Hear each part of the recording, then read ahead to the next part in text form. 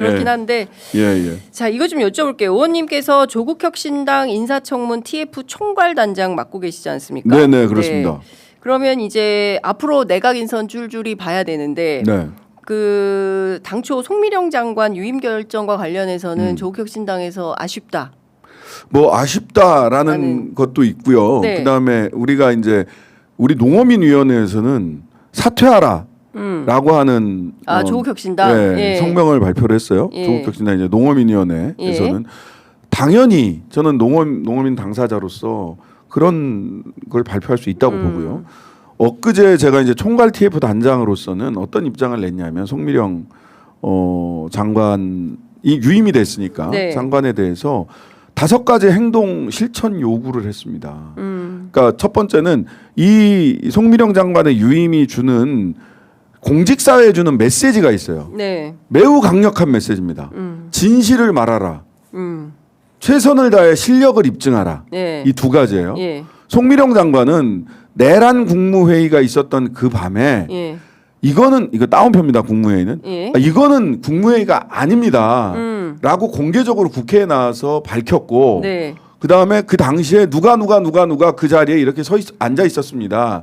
라고 해서 소위 내란의 밤에 국무위원들 몇몇이 모여서 무슨 짓을 했는지를 국회에서 자기 입으로 증언한 사람이에요. 즉 진실을 말한 사람입니다. 첫 번째. 그다음에 2번째는 그 굉장히 적극적으로 그 농정 기조의 변화와 윤석열 농정에서 이재명 농정으로의 기조의 변화와 자기 생각을 적극적으로 얘기를 했다는 거잖아요. 네. 그러면 이재명 대통령이 공직사회에 보내는 메시지는 진실을 말하라. 그리고 이재명 정부의 기조에 따라서 최선을 다해서 자리 때우지 말고 열심히 하라. 그럼 당신들에게 기회를 주겠다. 그리고 또 이제 하나의 부수적인 효과가 생겨요. 앞으로 누군가는 책임을 지고 자리에서 물러나게 될 겁니다. 공공기관장들부터 시작해서 또는 수사의 대상이 되기도 할 거예요. 그럼 그 사람들은 뭐냐? 송미령처럼 진실을 말하고 최선을 다해서 이재명 정부 기조에 맞춰서 뭔가를 하려고 하지 않은 사람들인 겁니다. 정치보복 이런 게 아닌 거예요. 이게 공무원 사회에 보내는 매우 강력한 메시지인 거죠. 다만 진짜로 근데 송미령 장관이 이재명 농정 그리고 윤석열 농정에 대해서 철저히 반성하고 이재명 농정의 기조에 따라서 일할 수 있는 사람인가에 대해서는 저는 여전히 의구심을 가지고 있습니다. 그러려면 송미령 장관이 실천해야 될 것들이 있다는 거예요. 첫 번째, 그 양곡관리법 등 농정사법에 대해서 거부권 행사할 때 농망사법이라고 표현했던 것에 대해서 사과했잖아요. 머리를 조아리고 진짜 진심으로 사과해야 돼요. 우리가 그런 입장을 냈는데 한 40분 정도 뒤에 사과하셨더라고. 그다음에 2번째는 사실 그 농민들을 직접 만나고 농민들의 신뢰를 얻지 않고 농정을 책임진다는 것은 불가능합니다. 그렇다면 어떻게 해야 되느냐? 노무현 대통령을 생각해보라 라고 제안해요. 노무현 대통령이 후보 시절에 11월 달에 항상 농민 집회 뭐 이런 게 있습니다. 10월 11월 이때 농민 집회 저는 그날을 기억하는데 여의도 둔치에서 농민 집회가 있었어요. 농민 집회가 있는데 보좌진들이 다 못 가게 했어. 농민들이 너무너무 당시에 화가 나 있었고 막 화풀이를 하고 싶은 생각이 있어서 날계란 던질 거다. 누가 올라와도 그러고 있었거든요. 다 못 가게 했는데 가겠다. 아니 날개란 좀 맞으면 어떠냐. 이분들도 화낼 게 있으면 화를 낼 대상이 필요한 거 아니냐. 대선 후보가 가서 날개란 좀 맞으면 어때. 내가 농민들 직접 위로하고 그분들 말씀 듣겠다 했거든요. 농민단체 찾아가서 문전박대 당해도 그 앞 또 찾아가고 그 싫은 소리 들어도 그 이야기 귀 기울여 드리고 날개란 던지면 맞으세요. 송미령 장관 날개란 맞아라. 아니 그럴 각오로 농민단체를 찾아가서 직접 소통하라는. 그 대통령도 직접 갈등 조정해라라고 얘기를 했기 때문에 그 각오해야 된다고 보고요. 그다음에 3번째가 가장 중요한데 이재명 농정은 소위 농어민 기본소득을 얘기할 정도로 굉장히 적극적 농정 정책들을 갖고 있어요. 여기에 대해서 구체적으로 어떻게 실천할 것인지 그리고 예산은 어떻게 뒷받침할 건가 예산은 어떻게 확보할 것인지까지를 포함한 구체적 이재명 농정 로드맵과 계획을 국민과 국회 대통령께 보고해야 됩니다. 빠른 시간 안에. 이렇게 해야 이재명 대통령이 송미령 장관을 임명한 그 공직사에 보낸 메시지를 스스로 입증하는 거다. 거예요.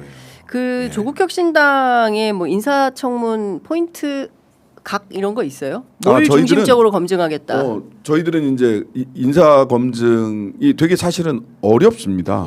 위치 자체가. 저 국민의힘은 무책임하게 막 던지면 되잖아요. 근데 막 던지긴 했는데 잘 던지지는 못하는 것 같아요. 지금 지켜보면 한 방이 없어 진짜로. 주진우 청문회가 돼버렸어요. 주진우 청문회 돼버리고 주진우 아버지까지 소환되는. 하여튼간에 전략적 그 실책이라고 보는데. 그 간염과 관련해서 취재한 기자들이 많아요. 그러니까요. 뭐 말이 안 돼. 여하튼 그건 넘어가고 시간이 없어서 59분입니다 벌써. 책임과 검증이라고 하는 두 가지 기준을 가지고 있고요. 책임과 책임은 뭐냐면 우리는 그 이재명 대통령을 당선시킨 주체예요. 국민들에게 그리고 이재명 대통령에게 공통의 책임을 가지고 있는 겁니다. 스스로에게 부여한 책임이고요. 그다음에 검증은 국민 눈높이에서 국민 면접 방식으로 하겠다 해서 저희들 국민들로부터 사전 질문 받고 있어요. 이런 질문 해줬으면 좋겠다. 국민들에게 국민 면접입니다. 일종의 국민 면접. 그리고 책임이라고 하는 측면에서는 저희들은 뭐에 포커스를 맞추고 있냐면 사회대개혁 그다음에 내란 청산 각 부처별로 내란의 시기에 말을 하자면 이런 겁니다. 기재부에서 그날 밤에 최상목이 뭘 받았어. 근데 그거에 대해서 기재부에서 뭐 준비한 게 있을 수 있습니다. 법무부에서 박성재 장관이 그 당시 박성재 장관이 내란의 밤에 회의했잖아. 그 회의에서 무슨 자료 갖고 어떻게 하려고 했는지 이런 거를 신임 장관이 그냥 좋은 게 좋은 걸로 넘어가서는 안 되고요. 철저하게 어떤 일이 있었고 어떤 자가 징계 책임 내지는 형사 책임을 물어야 되는지에 대해서 철저하게 검증하고 도려낼 각오를 가지고 있는가에 대해서 업무 파악 그다음에 그런 각오가 있는지를 검증할 거고요. 그다음에 사회대개혁 각 부처별로 개혁 과제들이 많습니다. 기재부 개혁해야 되거든요. 법무부 개혁해야 되거든요. 이 개혁 과제들에 대해서 우리가 생각하는 원칙과 로드맵을 제시하고 그분 새로운 후보들이 그 원칙과 로드맵에 어떤 철학과 정책을 가지고 있는지를 검증할 겁니다. 즉 내란 청산과 사회 대개혁의 의지와 계획 가지고 있느냐 이걸 검증하겠다. 그렇군요. 어쨌든 이번 주 다음 주 곧 인사청문 일정들이 줄줄이 잡히겠죠. 그 과정에서 조국혁신당 어떤 역할을 할지 저희들도 지켜보도록 하겠습니다.